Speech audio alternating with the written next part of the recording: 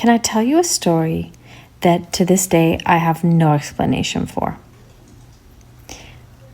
I shared a room with my twin sister when we were kids. And growing up, my twin sister had night terrors. She would wake up everyone in the household in the middle of the night by screaming at the top of her lungs. It was very common. She did it all the time. So much so that it was not really an event when she did it. We were just annoyed at her screaming. So when we were about 12, I remember one night, we go to bed. I'm in my bed, she's in her bed. Lights are off, it's the middle of the night, everyone's asleep.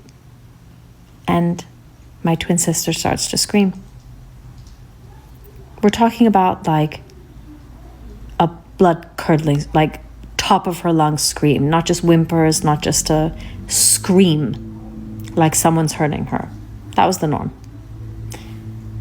And I should just say that every time we asked her why she was screaming, she said she didn't remember, or that she had a bad dream, but there were never any details about what the dream was.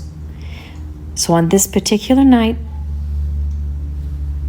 we're around 12, we've gone to bed, and I wake up to my twin sister screaming. I'm facing the wall. She's behind me.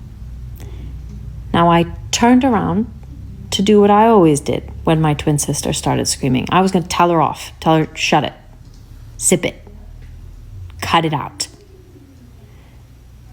When I turned around on that night, I saw a figure standing above her bed, looking down at her. And I was so terrified that I closed my eyes and closed my ears with my hands. And I started screaming too. We both were screaming at the same time. It was madness. My poor mother flew down that hallway. And I grew up in Africa. And during that time, it was quite dangerous. So my mother thought that there were intruders in the house. It's quite common to have people break into your home in certain areas of Africa during certain times. So she's running down the hall. She turns the lights on of our bedroom, and there's no one there. There's no one there. And when she asks what happened, I obviously say, I saw a man standing over Shazzy's bed. And then Shaz says, I saw a man standing over my bed. We both saw him. We have never seen him since, but we both saw him, and he was gone when my mother turned on the lights. And I have no way of explaining this. Let me know if you've experienced something similar or have heard of something like this. Let me tell y'all about the most scary I have ever seen in my entire life. So it happened last year around this time, right? I was door dashing, doing my usuals. At this time, I was at a very low period in my life, just trying to figure it all out. So, I'm riding around trying to make some money. So typically when I do my DoorDash, I go in the suburban areas because that's where the tips are really good and I just have a better experience and feel a little safer, right? Pulled up in the suburban neighborhood and I came up to the house that I was going to deliver at. When I got to the house, I was just looking at it before I got out. I was like, man, this house is so freaking big and so pretty. When you first walk up, there's like a long pathway. There's flowers. There's like bird baths. Now, when I walked up to the house, y'all, it's a castle, okay? It's gorgeous. In the front, you have like the two big brown doors. You have two windows, one on each side in the front. Now, the way they're made is like oval shaped. So it's like from the very top to the bottom. Like it's a long window. And it was no blinds. It was just straight open. I set the food down on the doorstep, right? When I set the food down, I went through the app. You have to select some stuff and then you get ready to take a picture. So I do that. Now, when I took the picture, I was trying to make sure that the door frame or the door area was in it, so that way they can see that I dropped it off at the front door. So I had to kind of take a step back a little bit to take the picture. So once I did that and took the picture, some said, look up. When I looked up, y'all, there was a woman in the window on the left side. She went there before. Because remember, I walked up. There was nobody in the window. She was in the window. I could see the top of this lady's head to the bottom of her feet. This lady had nothing on. From head to toe, she was bare. Nothing on. She was an older white woman, right?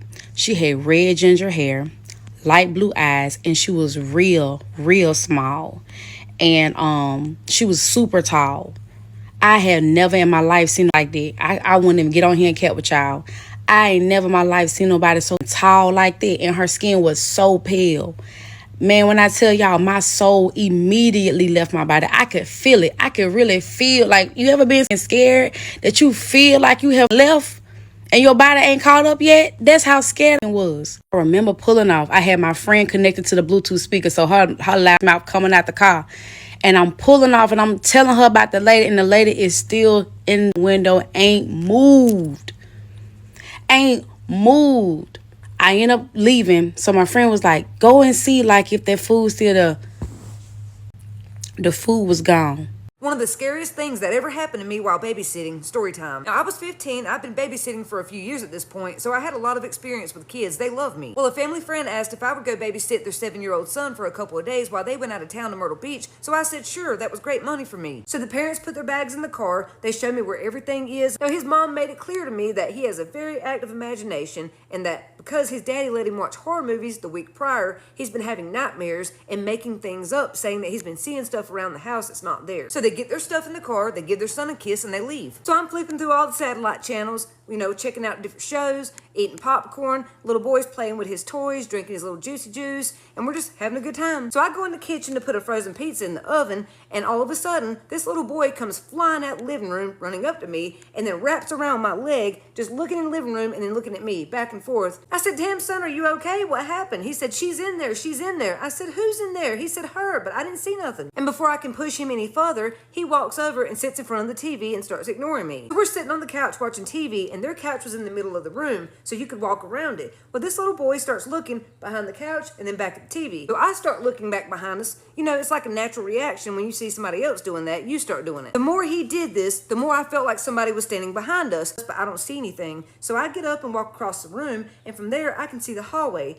And for a second, something stood out to me. At the end of the hallway, it looked like someone was peeking around the corner like this. But when I cut the light on, it was gone. So I thought my mom was playing tricks on me. My anxiety's peaking, so I'm like, okay, it's the first time you've been left alone in someone else's house. Calm down, go take a shower and go to bed. But while I'm taking a shower, I get the weirdest feeling like somebody's standing outside of the shower curtain. Now, they had a big bathroom. So I was like, dude, it's a new place. It's a big bathroom. You're not used to this. Just stop freaking out. But I have to keep sticking my head out the shower curtain to make sure nobody's there, because I'm getting that vibe like somebody is there. So I peek out the shower again, and bam, this kid is standing in the doorway crying. I said, what's wrong? He said, it's gonna get me. It's in there. I just saw it. Can I stay here with you? I'm scared. I said, yeah, stay right there. Just turn the other way. And then I dry off and get dressed in the shower so he can't see me. Now, it's about 11 o'clock at this point, and he's still wide awake. So we sit there and talk for a little while. We play with Legos, Play-Doh. I'm just trying to wear him out so he'll go to sleep. Well, finally, around 2 a.m., he falls asleep. Now, it was already so late, I didn't have time to unpack my clothes, so I just get in the bed and I go to sleep. About 10 minutes later, I hear this youngin' screaming again. Before I can even get out the bed, I hear him thump, thump, thump, thump, and he's already running into my room, jumps into bed with me. He's screaming to the top of his lungs, she's there in my room behind the door. She's gonna get me if I'm alone. Please don't make me go back in there. So we're laying there in the bed together,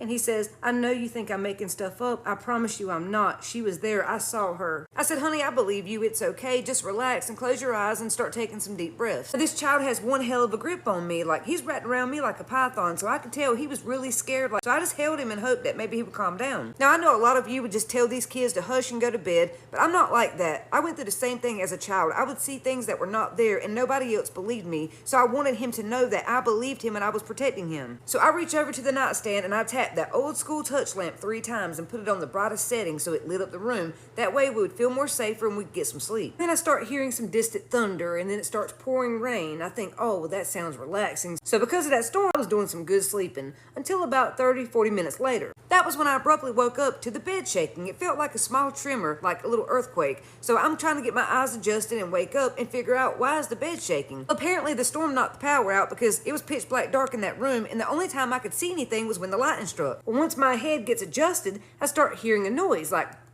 chattering of teeth. I'm laying there trying to figure out what the hell is that noise and what is shaking the bed. And that's when I look over and I see the little boy is sitting up on the other side of the bed with his hands holding the cover. And it's him shaking the bed. He's shaking that hard. And that chattering sound I heard was coming from his teeth. He was sitting here holding the covers with his eyes wide open and going, "God, are you okay?" Because I thought he was having a seizure. But when I looked at him, his eyes darted over to mine and I realized he was awake. He was so scared. Like he couldn't move. He was frozen, shaking and chattering. I'm like, well, if he's not having a seizure, what is wrong with him? And that's when it clicks. He's sitting here staring at the door, so I look at the door. Y'all, let me tell you, in that moment, when that lightning flashed, it scared me so bad. Have you ever been so scared that your hands and arms and legs start tingling, they damn near go numb? When I looked at that bedroom door, there was someone's head peeking around the door like this. And you could only see their eyes. And when the lightning stopped flashing, I couldn't see anything anymore. It was complete darkness. That was when it really hit me. Holy crap, we're not alone. There's someone else in the house and they're standing right there. But what really freaked me out was every time the lightning would strike, I could see more of that person's face. Like it started like this, and then this, and this, and then I could see their actual mouth. This person was smiling ear to ear. I could barely take a breath in. All I could think was, what the hell is that thing? Then of course the lightning stopped flashing, so for a few seconds it was completely dark, and I had that feeling again like someone was watching us and getting closer and closer, and I was starting to panic. And when lightning struck a few seconds later, I could tell they were getting closer because now the person, thing, or whatever was now at the foot of the bed, peeking over like this, staring at us. At this point, my damn teeth were chattering. All I could hear was between the both of us. So I pulled that little boy up on my lap in my arms as tight as I could because I didn't want whatever it was to try to snatch him out of my arms, and I held him real tight. So now when the lightning flashed, we could see its whole face peeking over the bed, smiling, looking right at us. So that was when fight or flight kicked in for me, and I remember the dad telling me that he'd put a loaded pistol in the nightstand and behind the headboard of this bed, so I start reaching around for it. And for some reason, my gut was telling me, you better keep your eyes on this thing. Every time the lightning strikes,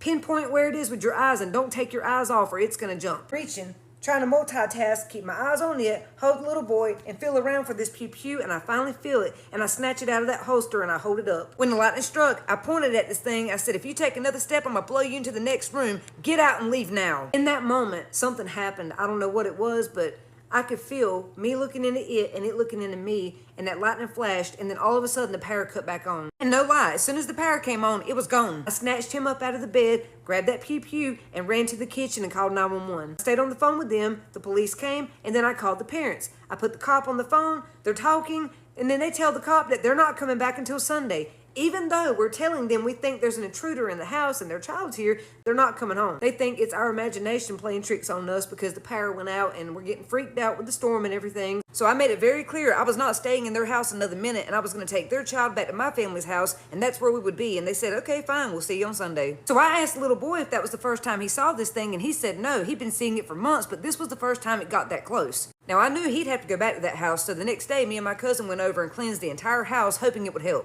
I'm going to try this for the second time because when I recorded the first time, it was no audio recorded. But now I'm just going to speed it up. This is what happened when the ghost followed me home from New Orleans. When we were leaving New Orleans and we were all in the car, I felt that there was a man with me, and I told everybody in the car there was a man with us, and we all did our own little separate prayers to try to get him to go ahead and stay where he was at, and he couldn't come with us, right? Of course, sometimes it doesn't always work depending on the people that you're around and all that. So I get back to Atlanta. About 3 or 4 days after that, things start moving around in my house, okay? One, I start realizing that there's somebody peeking around corners in here like this. So after seeing that a lot, I started to acknowledge the spirit, like, who are you? What do you want? Get out, you know? And then it started touching stuff in here. So this was me and my girlfriend was going through this where we will be sitting somewhere alone and things start moving around in the house. There was a time where I was sitting over here on this couch, and all the way across the room over here, I saw my shoe slowly lean and fall off of something. There was a different time I was sitting right here on the couch, and you see that bag over there? That bag is hooked onto some clips. it unhooked itself and fell to the floor. Dead silent in here. I'm chilling, sitting on the couch by myself, and I just have to look up and be like. So this was the ongoing thing for about a week and a half in my house. Was like things were moving around. They didn't have no business moving around. And I talked to my girlfriend about it. She had been seeing something walking around in the house. Things had been moving around, and she had felt something poke her. Now, this is when I knew that it was getting serious. I could feel him, and I could see things about him in my mind's eye. I could see what he looked like. I could see about how old he was. I could see what his energy was like. I could see what he was wearing. So I was starting to get a feel and an idea for him and like why he was around. Wasn't a bad guy at all. Kind of like a guy that like died young in his early 20s. And I was just the only light that he could see in that area. So he followed me all the way home. But I was laying in the room, right? I went to go take a nap. My girlfriend told me like, go ahead and take a nap.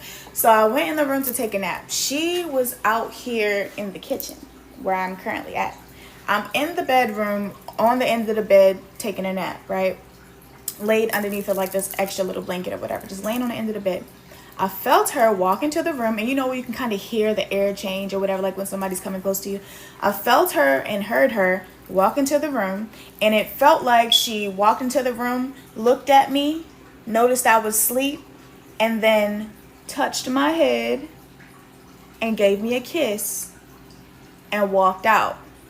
Now, when she walked in, when I heard her walk in the room, I woke up. My eyes was closed, but I woke up. I thought she was going to ask me something.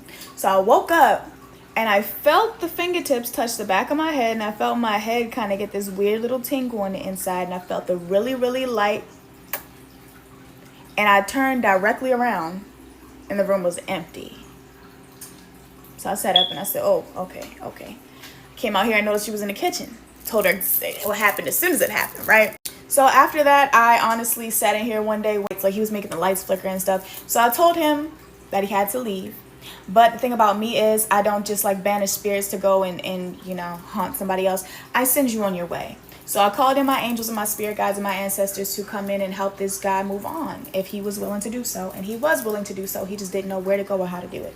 So we helped him. He moved on. He's gone. My house is clean.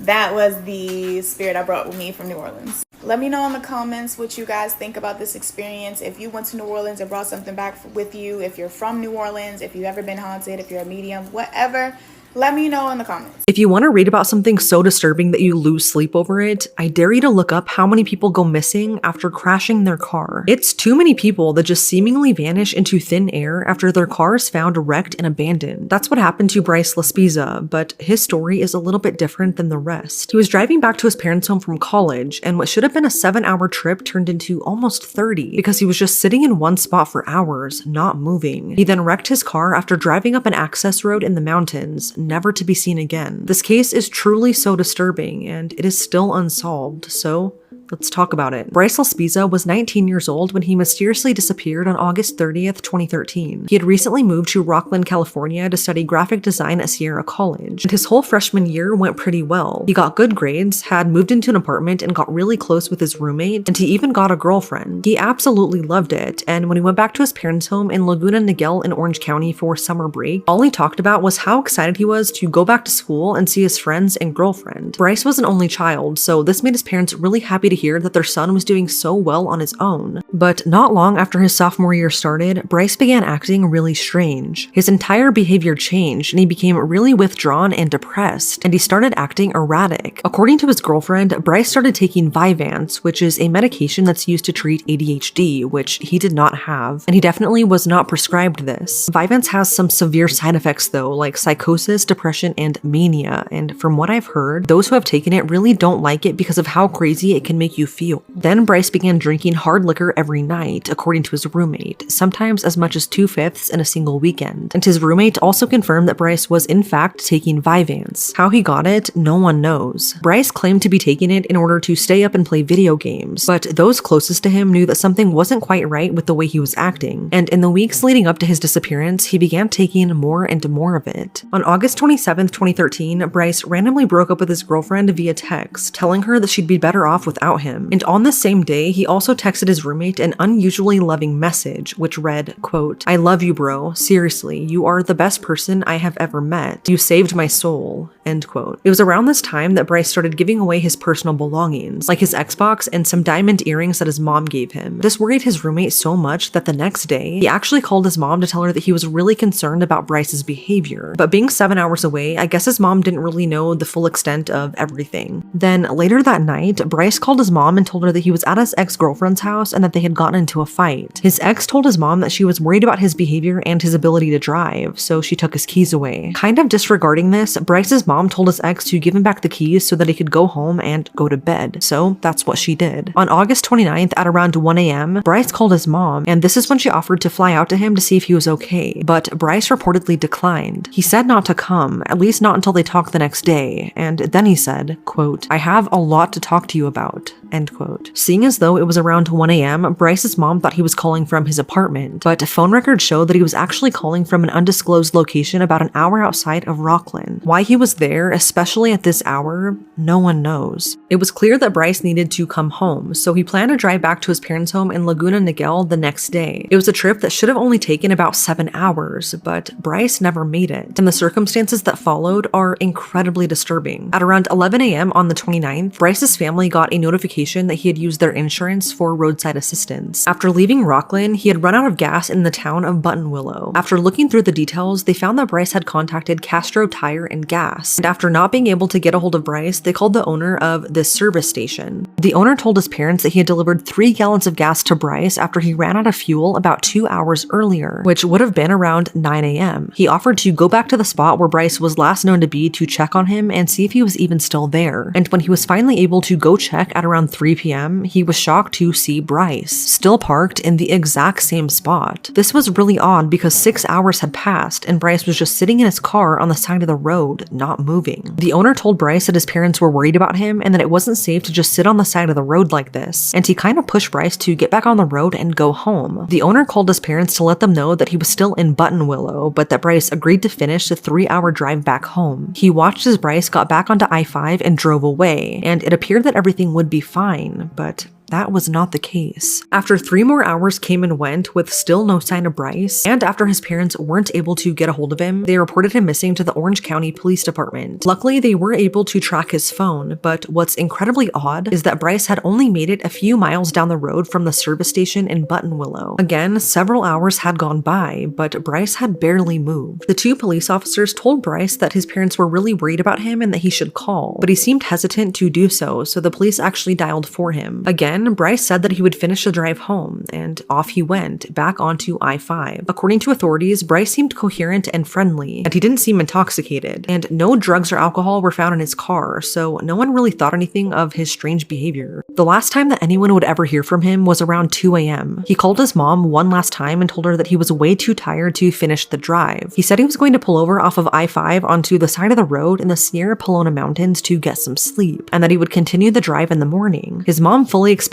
to see him the next day, but that never happened, and what happened after this has never been explained. About 15 minutes later, Bryce was seen on security footage from a nearby business turning onto a mountain/access road, not just once, but twice. Why he kept going up and down this road when he should have been sleeping like he said, no one really knows. But after this, Bryce vanished. About 6 hours later, Bryce's parents got a knock on their front door, and they opened it with excitement to greet their son. Only it wasn't him standing there. It was a California Highway Patrol officer who then told them the worst news any parent could ever hear. They told them that they found Bryce's car wrecked and abandoned near Castaic Lake. His car had been driven off of a 25-foot embankment near Castaic Lake. The rear window had been shattered, and all of his personal belongings, including his phone, laptop, and wallet, were all still inside. But Bryce was nowhere to be found, so this led to a massive search for him, which included divers searching Castaic Lake, but absolutely no trace of Bryce was ever found. Police brought in tracking dogs, which traced traced his scent across a bridge to a nearby truck stop, but after that, the trail went cold. Nothing has ever been found, and to this day, Bryce remains missing. Just a month after his disappearance, charred remains were found near the very same lake, but it turned out to not be Bryce. And then 4 years later, a human skull was found in the same area, but that also was found to not be him. What are the odds though? It kind of makes you wonder what's really going on in that area. Although we don't know what exactly happened to Bryce, there are a few theories. One theory is that he ran away to start a new life. That would explain why he gave all of his personal belongings away or left them in his car, and why his scent was traced to a truck stop after he disappeared. Another theory is that he wanted to end his own life, which would also explain why he gave away his personal belongings. It could be that because he was taking Vyvanse when he wasn't prescribed, he could have had a psychotic break and chose to end his own life. Or he could have very well just accidentally crashed his car, and in doing so, he suffered a head injury that caused memory loss. One theory is that he doesn't remember who he is as a result of the crash, and is alive somewhere not knowing what really happened to him. And of course, another theory is that he really did die sometime after crashing his car, either as a result of his injuries or maybe just dying of exposure, and he just hasn't been found yet. It's just weird that no trace of him has ever been found.